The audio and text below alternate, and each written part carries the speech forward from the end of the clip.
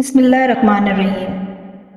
تفسیر ابن کثیر میں ہے کہ ایک صاحب فرماتے ہیں کہ میں ایک خچر پر لوگوں کو دمشق سے لے جایا کرتا تھا اور اسی کرائے پر میری گزر بسر تھی۔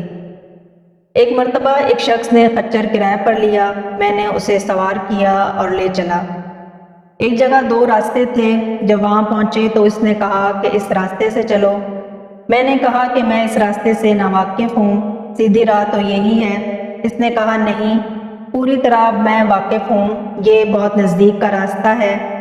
اس کے کہنے سے اسی راہ پر چلا۔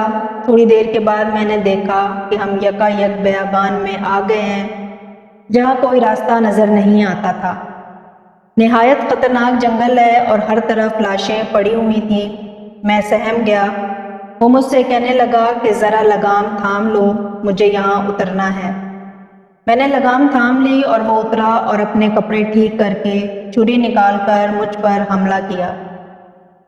میں وہاں سے سرپٹ بھاگا، لیکن اس نے میرا تعاقب کیا اور مجھے پکڑ لیا۔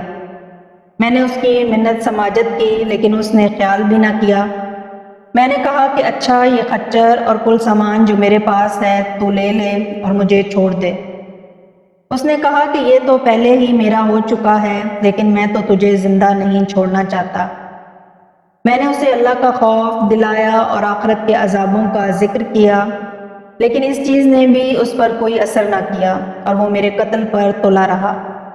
اب میں مایوس ہو گیا اور مرنے کے لیے تیار ہو گیا اور اس سے بامنت التجا کی کہ آپ مجھے 2 رکعت نماز ادا کر لینے دیجیے۔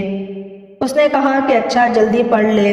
میں نے نماز شروع کی، لیکن اللہ کی قسم میری زبان سے قرآن مجید کا ایک حرف بھی نہیں نکلا تھا۔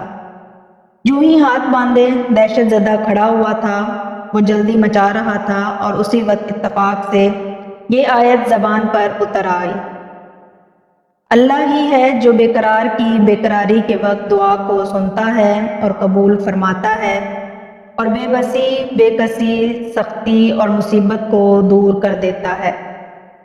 بس اس آیت کا زبان سے جاری ہونا تھا، میں نے دیکھا کہ بیچوں بیچ جنگل میں سے ایک گھڑ سوار تیزی سے اپنا گھوڑا بھگائے نیزہ تانے ہماری طرف چلا آ رہا ہے، اور بغیر کچھ کہے ڈاکو کے پیٹ میں اس نے اپنا نیزہ گھسیڑ دیا جو اس کے جگر کے آر پار ہو گیا۔ وہ اسی وقت بے جان ہو کر گر پڑا۔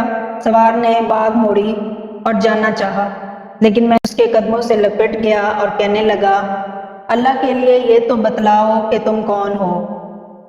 اس نے کہا کہ میں اس کا بھیجا ہوا ہوں جو مجبور، بے کسوں اور بے بسوں کی دعا قبول فرماتا ہے اور مصیبت و آفت کو ٹال دیتا ہے۔ میں نے اللہ کا شکر ادا کیا اور وہاں سے اپنا خچر اور مال لے کر صحیح سالم واپس لوٹا۔ بے شک اسی کو پکارنا حق ہے، اس کے سوا نہ کوئی پکار سن سکتا ہے اور نہ ہی مصیبتوں اور پریشانیوں کو دور کر سکتا ہے۔ سبحان اللہ۔ امید کرتی ہوں کہ آپ کو ہماری آج کی بھی یہ ویڈیو پسند آئی ہوگی۔ ویڈیو پسند آئی ہو تو ہمارے چینل کو ضرور سبسکرائب کر دیں۔ ملتے ہیں نیکسٹ ویڈیو میں، تب تک کے لیے مجھے اجازت دیجیے۔ اللہ حافظ۔